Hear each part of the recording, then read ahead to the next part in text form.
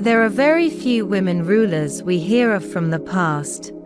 Of these few, Queen Elizabeth I is probably the most famous. Our next hero is a ruler from the Indian subcontinent who fought in battles on the front line and predated Elizabeth by at least 3 centuries. Razia was the first and only female ruler of the Sultanate of Delhi from 1236 to 1240. She was the only daughter of Sultan Iltutmish, and along with his sons, he ensured Razia was also educated and trained in archery and administration. Razia was in charge of the Delhi Sultanate in 1232, whilst her father was away on a campaign. Her abilities impressed her father and announced Razia as his heir after his death.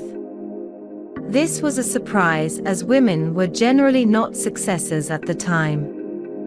After her father's death, schemers planned to keep her from the throne, and a new sultan was appointed. However, the sultan proved to be highly incompetent, and Razia finally started her rule in 1236. Razia didn't grow up around many women, so she wasn't very familiar with the rules and behaviors royal women had to follow. She voiced her opinions, was bold, and even wore neutral outfits, raising many eyebrows in court.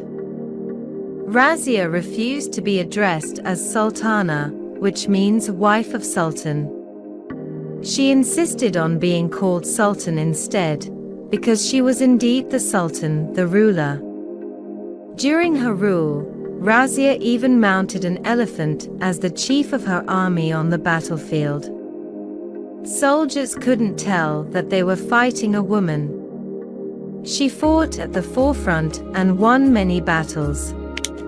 She founded many schools and libraries where she encouraged Islamic teachings, as well as science, literature, and philosophy from different religions.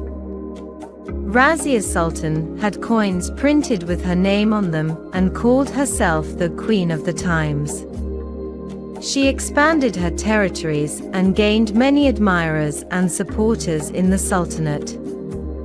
However, jealousy ensued amongst the nobles, and Razia Sultan ultimately met an unhappy ending. Her court and her siblings betrayed her, and she was eventually killed. Nonetheless, she is still remembered for her bravery at battles, her great rule, and her support for learning. Many stories, songs, and poems have been written about her bravery and confidence.